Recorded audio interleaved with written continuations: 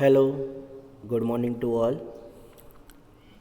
आज अपने एक ऐसे टॉपिक के बारे में पढ़ेंगे जो topic exam point of view बहुत ही इम्पोर्टेंट है और बहुत बार एग्ज़ाम में ये वाला टॉपिक पूछा गया है।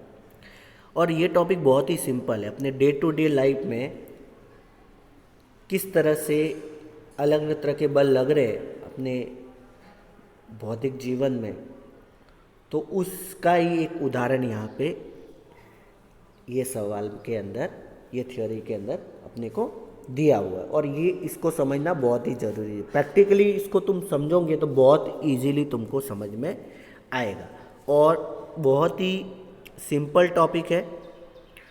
ठीक है, तो यहाँ पे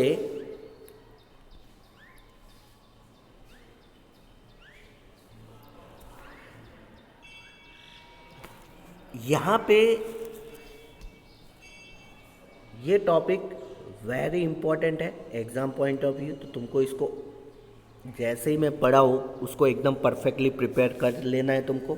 ठीक है, सवाल में क्या पूछा है, क्या ज्ञात करना है, अलग अलग तरह की क्या बातें हैं, इसको तुमको यहाँ पे समझ लेना है। तो यहाँ पे क्या बोला है कि एक समतल मोड़ वाली सड़क पर कार की संभावित अधिकतम चाल। ठीक है, यहाँ पे क्या बोला है, समतल मोड़।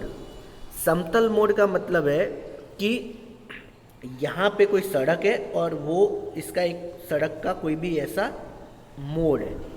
ठीक है, और ये मोड़ पे मान लो कोई भी गाड़ी है, तो ये गाड़ी जिस वेग से जा रही होगी उसका अधिकतम वेग या अधिकतम चाल अपने को ज्ञात करनी है। बराबर। तो यहाँ पे अपने क्या मानते हैं कि गाड़ी, ये सड़क है और ये सड़क पे गाड़ी जा रही है, तो ये सड़क पे, जैसे कि मैं तुमको एक उदाहरण देता हूँ। जैसे मान लो कि तुम जैसे कहीं जा रहे हो, कोई एक स्टेट से दूसरे स्टेट जा रहे हो, तो बहुत सारे हाईवे होते हैं। तो हाईवे में तुमने देखे होगे कि बहुत सारे मोड़ होते हैं। तो जैसे मान लो कि ये कोई एक हाईवे है और उसका इस तरह से कोई एक मोड़ है, ऐसे मोड़ में गाड़ी टर्न हो रही है। तो अपने देखते हैं कि ये जैसे मान लो गाड़ी जा रही है, तो इस गाड़ी का चाल जो है वो v मान लेते हैं। तो ये क्या होगा, तो अपने देखते हैं कि ये जो सड़क है एक गोलाकार बना रही है, मान लेते हैं गोलाकार बना रही है। ठीक है, तो इसके हिसाब से इसकी जो त्रिज्या होगी वो क्या होगी, कैपिटल R होगी। बराबर। तो जब तुम गाड़ी चला रहे हो और जब तुम गाड़ी को किसी मोड़ के ऊपर टर्न करते हो, तो तुमने खुद ने महसूस किया होगा कि जब तुम गाड़ी को टर्न कर रहे होते हो तो अपने ने गति का पहला नियम अपने ने पढ़ा था कि जब तुम गाड़ी को टर्न करते हो तो तुम्हारा जो शरीर है वो तो अभी सीधा ही जा रहा है, लेकिन गाड़ी को तुम अचानक से टर्न करते हो, लेकिन तुम्हारा शरीर जो है वो टर्न नहीं होता, वो सीधा ही होता है। तो तुम्हारा शरीर जिस दिशा में टर्न कर रहे हो उसकी विपरीत दिशा में जाने की कोशिश करता है। मतलब वो वहाँ पे जाने की कोशिश नहीं कर रहा, वो तो जहाँ है वहीं का वहीं है, गाड़ी उसके विपरीत दिशा में जाने की कोशिश कर रही है। बराबर। तो यहाँ पे जैसे कि तुम मान लो कि इस तरफ टर्न करते हो, तो तुम्हारा जो शरीर होगा वो इसके विपरीत दिशा में लग रहा होता है। जैसे तुमने खुद ने देखा है कि जब तुम बस में बैठे हुए हो और बस जो है वो अचानक से राइट साइड में मुड़ जाती है, तो तुम्हारा शरीर जो है वो लेफ्ट साइड में हो जाता है। ठीक है, तो ये जो शरीर तुम्हारा बाहर की तरफ लगता है, तो ये एक तरह का बल होता है और उस बल को अपने कहते हैं अपकेंद्रीय बल बोलते हैं। कौन सा बल कहते हैं, अपकेंद्रीय बल बोलते हैं। ठीक है, अब यहाँ पे तुमको एक बात समझनी जरूरी है और वो सब अपने समझेंगे, लेकिन तुमको यहाँ पे कौन कौन सी बातें समझनी है वो अब यहाँ पे मैं बता देता हूँ। ठीक है, तो दो तरह के बल होते हैं, एक होता है अपकेंद्रीय बल और एक होता है अभिकेंद्रीय बल। ठीक है, अपकेंद्रीय बल और एक होता है अभिकेंद्रीय बल। तो इन दोनों के अंदर क्या फ़र्क है। जैसे मान लो कोई वस्तु है वो वृत्ताकार पथ पे गति कर रही है, वृत्ताकार पथ पे गति कर रही है, जैसे मान लो ये वस्तु है और ये वृत्ताकार पथ पे गति कर रही है, तो ये वस्तु पर लगने वाला बल यदि अंदर की तरफ बल लग रहा है ये वस्तु पे लगने वाला बल अंदर की तरफ लग रहा है तो उसको बोलेंगे अभिकेंद्रीय बल। और यही वस्तु इस तरह से गति कर रही है कि इसके ऊपर बल बाहर की तरफ लग रहा है तो उसको बोलेंगे अपकेंद्रीय बल। ठीक है, दोनों बल को ध्यान से समझना कि कोई वस्तु ऐसी है वृत्ताकार पथ पे गति कर रही है और उस वस्तु में उसके ऊपर लगने वाला बल अंदर की तरफ लग रहा है तो उसको अपने बोलते हैं अभिकेंद्रीय बल, और उसी वस्तु को बाहर की तरफ बल लग रहा होगा तो उसको बोलेंगे अपकेंद्रीय बल। तो अभिकेंद्रीय बल और अपकेंद्रीय बल दोनों के परिणाम तो समान होते हैं लेकिन दिशा विपरीत है। तो तुमने इसके बहुत सारे उदाहरण देखे होंगे, जैसे मान लो कोई भी सुनामी आता है या टोरेंटो आता है, तूफान आता है, तो जब कोई भी वस्तु उस तूफान के संपर्क में आ जाती है तो वो वस्तु को तूफान उस तूफान के अंदर की तरफ खींच लेता है और वो फिर जाके अंदर की तरफ घूमने लगता है। तो उसके अंदर जो उस वस्तु के ऊपर जो बल लग रहा होगा वो अभिकेंद्रीय बल होगा। क्यों? क्योंकि अंदर की तरफ लग रहा है। बराबर। फिर तुमने बहुत सारी ऐसी चीज़ें देखी होगी, जैसे मान लो तुम कोई भी झूले में बैठते हो, बहुत बड़े बड़े झूले होते हैं, उस झूले के अंदर तुम जब बैठते हो तो जब वो झूला घूमता है तो तुम्हें ऐसा लगता है कि ये तुम जैसे कि बाहर गिर जाओगे, अभी के अभी तुम बाहर गिर जाओगे। तो जब तुम झूले के अंदर बैठते हो तो तुम्हें तुम्हारे शरीर के ऊपर ऐसा कोई बल अनुभव होता है जो बाहर की तरफ लग रहा हो, तो उस टाइम पे तुम्हारे शरीर के ऊपर जो बल अनुभव हो रहा होता है वो अपकेंद्रीय बल होता है। ठीक है, तो बहुत सारी ऐसी कंडीशन तुमको देखने को मिलती है कि जैसे मान लो कि कोई भी चीज़ है, जैसे मान लो गाड़ी तुम ज़ोर ज़ोर से राउंड राउंड घुमा रहे हो तो तुम्हारा शरीर बाहर की तरफ जा रहा है, ठीक है ना, बाहर की तरफ बल अनुभव हो रहा है, तो वो तुम्हारा अपकेंद्रीय बल होता है। और बहुत सारी ऐसी भी होती है जहाँ पे तुम वृत्ताकार पथ पे या गोलाकार मोड़ पे तुम गति कर रहे हो तो अंदर की तरफ तुम्हें बल अनुभव होता है, तो वो तुम्हारा अभिकेंद्रीय बल होगा। तो यहाँ पे ये एक मोड़ है, ठीक है, और यहाँ पे ये गाड़ी जो है वो v चाल से गति कर रही है। तो यहाँ पे कौन से तरीके के बल लग रहे होंगे वो यहाँ पे बताए। जैसे मान लो ये गाड़ी है, ये गाड़ी है, बराबर, जो यहाँ पे चल रही है। तो देखो सबसे पहले नीचे क्या लग रहा है, सिंपल सी बात है, गाड़ी का भार है, वजन है, तो उसके ऊपर गुरुत्वाकर्षण बल तो लगेगा ही, और वो गुरुत्वाकर्षण बल कहाँ लगेगा, नीचे की तरफ, mg। तो सबसे पहले लग रहा है गुरुत्वाकर्षण बल mg, कहाँ पे लग रहा है, नीचे की तरफ। देखो ये साइन का दिया हुआ है, नीचे की तरफ। फिर अपने ने देखा है कि गुरुत्वाकर्षण बल mg नीचे लग रहा है, तो उसी के विपरीत दिशा में कौन सा बल लगता है, तो उसके ही विपरीत दिशा में कौन सा बल लगता है, अभिलंब बल। ठीक है, तो ये अपने ने लास्ट लेक्चर में पढ़ा हुआ है। तो अभिलंब प्रतिक्रिया बल n जो ऊपर की तरफ लगता है।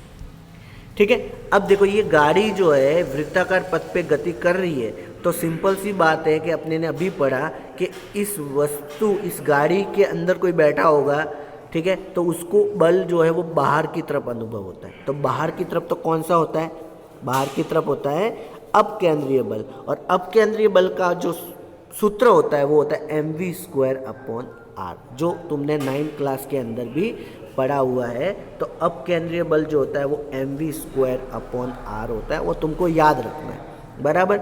m मतलब होता है द्रव्यमान, v मतलब होता है चाल, और r मतलब होता है कि जिस वृत्ताकार पथ पे गति कर रहा है उसकी त्रिज्या। तो देखो ये वृत्ताकार पथ पे गति कर रहा है तो उसकी त्रिज्या क्या है, कैपिटल R, तो यहाँ पे आ गया कैपिटल R। तो तुमको ये सूत्र याद रखना है कि अपकेंद्रीय बल का सूत्र क्या होता है, mv²/r, बराबर। अब यहाँ पे 3 बल के बारे में पढ़ लिया, और ये जो mv²/r के विपरीत दिशा में जो बल लग रहा होगा, जो इस अंदर की तरफ लग रहा है, वो एक्चुअली में घर्षण बल होता है।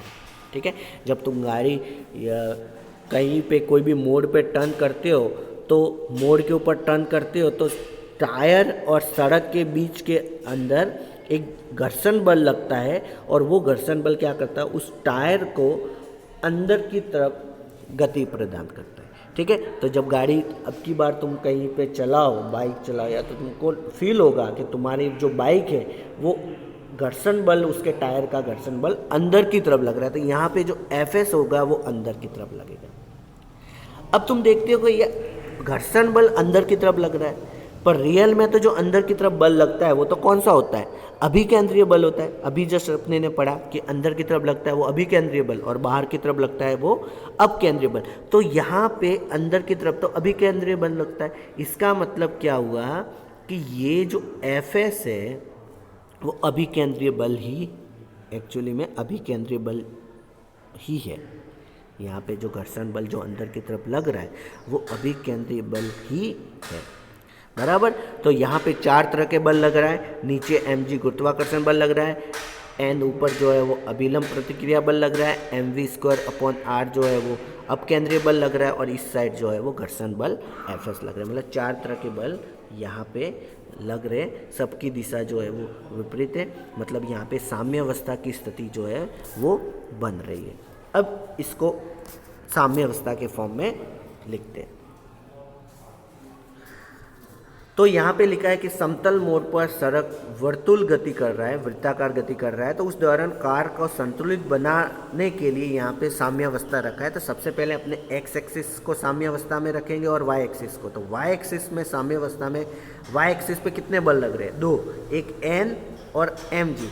तो यहाँ पे एन और एम जी बराबर हो जाएगा, बराबर, क्योंकि n ऊपर की तरफ लग रहा है, mg नीचे की तरफ लग रहे हैं, दोनों के परिणाम समान है लेकिन दिशा विपरीत होगी। इसका मतलब क्या है कि n जो है वो mg के बराबर हो जाएगा, बराबर। इसी तरह यहाँ पे 2 बल लग रहे हैं x एक्सिस पे, एक लग रहा है mv²/r और दूसरा लग रहा है Fs। तो ये दोनों बल भी क्या होंगे, अभी यहाँ पे क्या है, गाड़ी को संतुलित अवस्था में रखा है, साम्य अवस्था में, मतलब यहाँ पे कोई भी तरह का बल नहीं लग रहा है, मतलब न्यूट्रल लग रहा है, ठीक है, जैसे साम्य अवस्था बल पड़ा था। तो यहाँ पे Fs जो है वो mv²r के बराबर हो जाएगा। तो यहाँ पे Fs जो है वो mv²r के बराबर हो गया, बराबर। अब यहाँ पे अपने को क्या ज्ञात करना, अधिकतम चाल। अधिकतम चाल ज्ञात करने के लिए यहाँ पे अपने वेग भी, v का मान भी क्या लेंगे, अधिकतम लेंगे, क्योंकि अपने को यहाँ पे बोला हुआ है कि अधिकतम चाल अपने को ज्ञात करना है, बराबर। तो इसीलिए यहाँ पे अपने क्या कर लेंगे कि जहाँ पे भी v होगा उसको v को मैक्सिमम लेंगे, बराबर। तो m यही को क्या लिखा, इसी को टर्म को क्या लिखा, mv² मैक्सिमम अपॉन r, और Fs जी भी क्या हो जाएगा, मैक्सिमम हो जाएगा। तो यहाँ पे Fs को भी क्या रख देंगे, मैक्सिमम रख देंगे, ठीक है।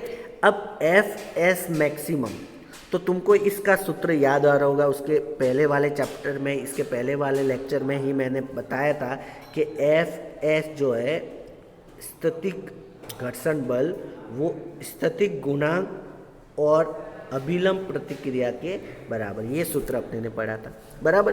तो अब इस Fs की जगह पे ये वाला सूत्र रख देंगे, μsn वाला, बराबर। तो इसकी जगह पे यहाँ पे सूत्र लगा μsn और यहाँ पे आ गया mv maximum square upon r, बराबर। अब देखो यहाँ पे n किसके बराबर है, तो यहाँ पे देखो, यहाँ पे देखा है n किसके बराबर है, mg के बराबर। तो n की जगह पे अपने क्या रख देंगे, mg रख देंगे, बराबर। तो यहाँ पे अपने को मिला कि n की जगह पे रख दिया mg और यहाँ पे क्या है mv maximum square upon r। यहाँ का m और यहाँ का m क्या हो गया, कैंसिल हो गया, समान हो गया। अब अपने को क्या करना है, मैक्सिमम चाल ज्ञात करनी है। तो v² को मैं यहीं रखता हूँ, कैपिटल R को इस साइड ऊपर लेके चला जाता हूँ। तो यहाँ पे क्या मिलेगा, μs कैपिटल R और g। तो ये μs कैपिटल R g। अब v² है तो स्क्वायर हटाने के लिए मैं क्या कर दूंगा, इसके राइट साइड में स्क्वायर रूट कर दूंगा। तो ये आया μs बराबर v मैक्सिमम बराबर √μs R और g, बराबर। तो μs जो है वो स्थैतिक घर्षण बल, जो कार के टायर और समतल सड़क के बीच में जो बल गुणांक लग रहा है वो स्थैतिक घर्षण गुणांक है। तो इस तरह से सड़क के अधिकतम चाल जो होगी वो अधिकतम चाल होगी under root μs R g, बराबर। इस तरह से कार को वृत्ताकार पथ पे गति कराना है, तो वृत्ताकार पथ पे गति कराने के लिए इसका वेग जो है वो √μs R g के या तो बराबर रखो या उससे कम रखो, बराबर। देखो यहाँ पे लास्ट में लिखा हुआ है mu s r g under root है, तो ये v का मान या तो उसके बराबर रखो या उससे कम रखो, तो वो गाड़ी उस समतल मोड़ पे आसानी से वो चल जाएगी। अब यदि तुम mu s r g under root mu s r g से उसका मान ज़्यादा रख दिया तो वो गाड़ी उस वृत्ताकार पथ पे जो है वो उल्टी हो सकती है, पलट सकती है। तो इस तरीके से अपने ये वाले कॉन्सेप्ट को अच्छे से समझा है, अच्छे से पढ़ा, तो तुमको बहुत ही इजीली जो है ये वाला टॉपिक समझ में आ गया होगा। अब अपने पाठ्य पुस्तक का उदाहरण 5.10 को समझते हैं। जो अपने ने थ्योरी पढ़ी उसी थ्योरी के बेस पे ये सवाल है, बहुत ही इजी है, बहुत ही सिंपल है। तो सबसे पहले अपने इस सवाल को समझते हैं कि 18 किलोमीटर पर आवर की चाल से समतल सड़क पर गतिमान कोई साइकिल सवार बिना चाल को कम किए 3 मीटर त्रिज्या का तीव्र वर्तुल मोड़ लेता है। टायर और सड़क के बीच में स्थितिक घर्षण गुणांक 0.1 है, तो क्या साइकिल सवार मोड़ लेते समय फिसल कर गिर जाएगा? बहुत ही इम्पोर्टेंट सवाल है और बहुत ही सिंपल सवाल है, बराबर। तो सबसे पहले यहाँ पे अपने देखते हैं कि कौन कौन सी चीज़ें अपने को दी हुई है। तो सबसे पहले देखो कि 18 किलोमीटर पर आवर की चाल, मतलब अपने को v दिया हुआ है, चाल दी हुई है, तो 18 किलोमीटर पर आवर है, बराबर। फिर यहाँ पे त्रिज्या मतलब r भी अपने को दिया हुआ है, तो वृत्ताकार पथ की त्रिज्या भी दी हुई है 3 मीटर। फिर यहाँ पे गुणांक भी दिया हुआ है, मतलब म्यू भी अपने को दिया हुआ है, बराबर। स्थैतिक घर्षण गुणांक मतलब म्यू भी अपने को दिया हुआ है। अब देखो चाल दी हुई है 18 किलोमीटर पर घंटे, ठीक है, तो 18 किलोमीटर पर घंटा है और यहाँ पे तो मीटर है, तो इसको किलोमीटर पर आवर को मीटर पर सेकंड में कन्वर्ट कर लेंगे। तो तुमको एक सूत्र याद रखना है कि 18 जो है वो किलोमीटर पर आवर है, तो मीटर पर सेकंड में बदलना है, तो उसको 5/18 से गुणा कर दो, कोई भी चीज़ हो। तुमको एक बात याद रखनी है कि जब किलोमीटर पर आवर को तुमको मीटर पर सेकंड में बदलना हो तो 5/18 से गुणा कर दो। तो देखो 18 से 18 कैंसिल, मतलब क्या मिला 5 मीटर पर सेकंड। तो यहाँ पे देखो 5 मीटर पर सेकंड अपने को आंसर मिल गया, ठीक है। तो यहाँ पे अपने को वेग मिल गया, आर पता है, म्यू पता है। अब यहाँ पे क्या बोला है कि ये साइकिल सवार अपने वेग को कम नहीं कर रहा है, बराबर ना, ये वेग को अपने को कम नहीं कर रहा है, मतलब उसका वेग 5 मीटर पर सेकंड ही रख रहा है, ठीक है। वेग कम नहीं कर रहा है, उसकी त्रिज्या जो है वो 3 मीटर दी हुई है, गुणांक भी दिया हुआ। तो अपने को देखना है कि क्या साइकिल सवार मोड़ लेते समय फिसल के गिर जाएगा, मतलब अपने को देखना है कि वो जो अपने ने सूत्र पढ़ा था, क्या सूत्र पढ़ा था कि v बराबर less than equal to under root mu s r g, ये पढ़ा था ना अपने ने। तो यहाँ पे अपने को अब देखना है कि इसका मान उससे ज़्यादा हो रहा है कि नहीं हो रहा है, ये सूत्र को अपने को ध्यान रखना है, बराबर। अब अपने ने क्या एक सूत्र और पढ़ा था कि ये गाड़ी है, ठीक है, ये वृत्ताकार पथ पे गति कर रही है, तो उसके अंदर कौन सा बल लग रहा था, तो अपने बोलते थे घर्षण बल लग रहा था, और उसके बाहर कौन सा लग रहा था, तो अपकेंद्रीय बल लग रहा था mv²/r। अब ये दोनों क्या होने चाहिए थे, इक्वल, ठीक है। इक्वल के साथ में घर्षण बल जो है वो क्या होना चाहिए थे, ज़्यादा होना चाहिए, ठीक है। तो साइकिल सवार सुरक्षित रूप से मुड़ने के लिए आवश्यक शर्त क्या है, f जो है वो या तो mv²/r के बराबर हो या उससे ज़्यादा होना चाहिए, बराबर। अब केंद्रीय बल जो है वो घर्षण बल के या तो बराबर होना चाहिए या कम होना चाहिए। अब केंद्रीय बल यदि बाहर होगा तो वो गाड़ी जो है वो पलट जाएगी, बराबर। तो गाड़ी को मोड़ करना है तो घर्षण बल जो है वो ज़्यादा होना चाहिए। तो इसीलिए ये कंडीशन अपने को ध्यान रखनी है। तो यहाँ पे अब अपने क्या करेंगे कि ये सूत्र जो है वो f > mv²/r। अब देखो f की जगह के ऊपर क्या रखा है, म्यू mg, ठीक है। f की जगह पे क्या रखा है, म्यू mg। अब तुम बोलोगे कि ये कहाँ से आया सर, तो देखो अपने इससे पहले पढ़ा था एफ एस बराबर म्यू एस एन, पढ़ा था कि नहीं पढ़ा था, बराबर। तो एफ एस बराबर म्यू एस, और एन की जगह पे अपने क्या लिख सकते हैं, एम जी। तो यहाँ पे देखो म्यू एस की जगह पे, एफ एस की जगह पे म्यू एस एम जी लिख सकते हैं, मतलब म्यू और एम जी लिख दिया, बराबर। और m v square upon r, m v square r तो बराबर है। अब यहाँ पे अपने सूत्र क्या है, ये सूत्र है, बराबर, ये अपने को सिद्ध करने का है। तो यहाँ पे देखो अब अपने ये सूत्र से ज्ञात करते कि इसका वेग क्या आता है। यदि इसका वेग इस वेग से मान लो कि ज़्यादा है कि कम है, उससे अपने पता कर सकते हैं कि साइकिल सवार जो आदमी है वो गिरेगा कि नहीं गिरेगा। मतलब ये कंडीशन है, ये कंडीशन क्या बोली थी मैंने कि v का मान म्यू आर जी से बराबर या कम होगा तो वो आदमी नहीं गिरेगा, लेकिन इसके मान से जो यदि मान ज़्यादा हो गया, वेग ज़्यादा हो गया तो वो आदमी गिर जाएगा। तो अपने क्या करते हैं कि अपने को वेग दिया हुआ है साइकिल वाले आदमी का कि 5 मीटर पर सेकंड। अब ये सूत्र से इसका मान निकालेंगे, यदि इसका मान 5 मीटर पर सेकंड से कम आ गया, ठीक है, या ज़्यादा आ गया, तो अपने को पता चल जाएगा कि वो आदमी गिरेगा कि नहीं गिरेगा, ठीक है। तो अब देखो यहाँ पे ये सवाल को मैं मान रख देता हूँ। तो यहाँ पे देखो v बराबर म्यू एस आर जी। अब म्यू का मान अपने को पता ही है, दिया हुआ है 0.1, बराबर आर भी दिया हुआ है 3, और जी मतलब गुरुत्वाकर्षण नियतांक जो है वो 9.8 माना हुआ है, बराबर। तो 9.8 रख देंगे, अंडर रूट है। इसको सॉल्व किया तो आंसर कितना है, 1.71 मीटर पर सेकेंड, बराबर। 1.71 मीटर पर सेकेंड ये वाले सूत्र से अपने ने ज्ञात किया। मतलब यदि साइकिल का वेग 1.71 मीटर पर सेकेंड है तो वो साइकिल उस ढलान के ऊपर नहीं गिरेगी। लेकिन यहाँ पे अपने को साइकिल का वेग कितना दिया हुआ है, 5 मीटर पर सेकेंड दिया हुआ है। साइकिल का वेग कितना दिया हुआ है, 5 मीटर पर सेकेंड, मतलब इससे अप्रॉक्सीमेट 3 से 4 गुना ज़्यादा हुआ है। तो सिंपल सी बात है कि इस साइकिल सवार आदमी जो साइकिल चला रहा है उसका वेग बहुत ही ज़्यादा है, इसीलिए ये Vx बराबर अंडर म्यू आर जी के अनुसार शर्त का पालन नहीं होने से साइकिल सवार फिसल कर गिर जाएगा, बराबर।